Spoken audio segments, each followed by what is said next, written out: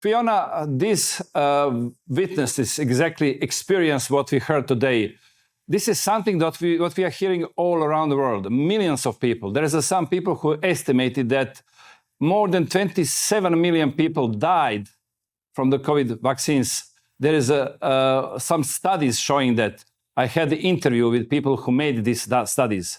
At the same time, we're hearing, of course, there is some kind of fake studies, even from the very famous journalists like Lancet, who said they saved more than 20 million lives.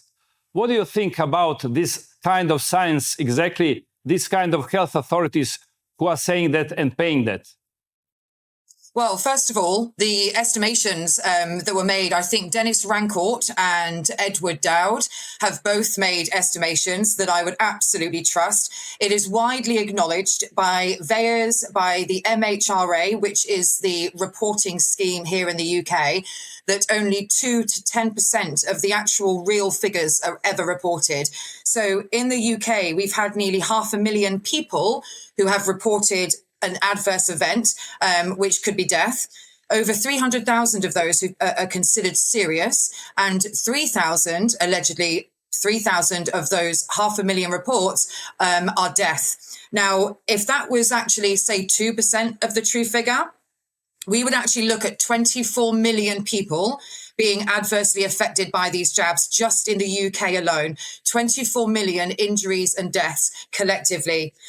And that's true across the world because most GPs and doctors, even MPs, health ministers in our own country don't even know that the reporting system even exists. And on the fact that our government set aside £1.7 billion to pay for death and injury from these jabs in secret, whilst telling people they were 100% safe and effective, is murder. It's a crime against humanity. The government have paid out from taxpayers' money over 24 million to just over 200 people. They have rejected 10,000 claims to date, and they only have enough to pay around about 14,000 people who make an application. They simply cannot afford to pay for all the damages done. But we, the people, we're paying, not the government, not Big Pharma, not Pfizer, not Moderna, not AstraZeneca. They're not paying because our government indemnified them and protected them from it. So, I mean, they told everybody it was safe and effective. They orchestrated from 2020 a colossal lie, fear-mongering, fear porn every day at 5 p.m. on the news, telling us about all the cases. I never tested, Andrea, never once. I was out every day. I was walking and marching and protesting with hundreds of thousands of people, over 1 million people at one point in the height of the pandemic. They were lying to people to coerce them into taking this toxic injectable. And if people want to know the truth, I would listen to Dr. Mike Yeadon. He's the ex-VP of Pfizer. Dr. Mike Yeadon is one of the most brilliant scientists. He's the most qualified to talk about the toxicity of these injectables. And it is a crime scene. So I don't need any more doctors and scientists to do any more papers and studies. We know the science. They lied about it. This was intentional, not experimental. They lied, people died, and we need to hold them to account. And I'm very passionate about it. So I'm sure you can tell. Well, just for our audience, Mike Heedon was my guest also. And there is 2 episodes in my channel. And also he was guest in our parliament. He's a friend of mine, and he went to our parliament where he explained everything, and that was in the 1st December of 2023. That means 1.5 years ago. Whoever wants to see can see on the channel of our Croatian parliament.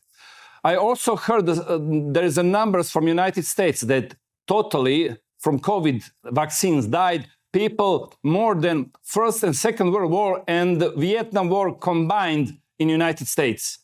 And now things have changed there because they have a new HHS Secretary, Kennedy, who is now just fired 17 members of advisory board of CDC for vaccines. And new 8 come just, and 3 of them are new personally. But if they continue to say same thing like they did it before, I think things will change. Maybe this way will come also in Great Britain. Maybe. To be honest with you, I've been watching America closely. And I think that Robert F. Kennedy Jr., has the ability to stop these mRNA injections right now. He's not done that. It remains on the childhood schedule. It remains being injected into vulnerable babies from 6 months old. And the same thing is happening in this country. So I'm not that faithful anymore in Kennedy. Stop them now. The mRNA jabs do not need managing by policy. They do not need to be tested and experimented. They've known for years. Every single ingredient in these injectables has been chosen with the intention to injure, kill, and reduce fertility. And it's sinister. It's toxic by design, and it's a crime against humanity. And enough is enough of tiptoeing around and doing more tests. But I hope he proves everyone that supported him right. The UK is in very, very dark times at the moment. They're distracting us with all these problems. But myself and the injured and bereaved, with Truth Be Told, will keep fighting for accountability, truth and justice. And we won't shut up. We will not be silenced. For sure. Tell me also, there was an award from side of your Queen for Chief of AstraZeneca for his role in this pandemic. How you comment this?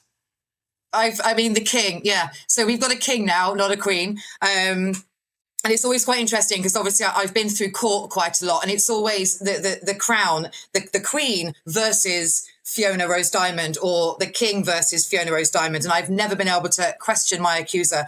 I think that's all, it's insane. Given that what we know about AstraZeneca being withdrawn from the market, the adverse events have been acknowledged more than any of the other jabs because they can't not acknowledge it. And the fact that people are being given awards for, these people are criminals. These people deserve to be in jail. We should be bringing back capital punishment just for these people. And I don't hold any royal award in any regard whatsoever, because the king is only the king for as long as people believe he is the king. And I will make it my mission to make sure people understand that he's not our king. He's not the people's king, and the people have more power than the people in power. And for the end, please, Fiona, for people who are listening this, who are vaccine injured and are in the same situation like your guest, that nobody wants to listen to their problems, what is your message to them? Never, ever, ever give up. And in your area, try to find people like you. Social media, yourself, Andrea, if people are in Croatia, I'm sure they can reach out to you and tell their story. People are more than welcome as well to reach out to me. My website is covileaks.co.uk, covileaks.co.uk. Do get in contact with me and we will tell your story. Never, ever give up, and also know that you're not alone.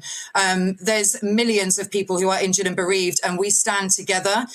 We will fight together. I'm unjabbed myself. I never took the vaccine, but I stand with you, and I'm sure people of Croatia will stand with you. And to people who are not vaccinated, stand with the people who are injured and bereaved, because we are humanity, and it is humanity against tyranny. We need to be united and not lose our humanity, because we need to fight against the people who are pulling the strings and the people that did this to you. But just use your voice. You have a voice, use it. Thank you, Fiona. Keep fighting, and we'll be in contact. Absolutely. Thank you so much, Andrea. And to the people of Croatia, thank you.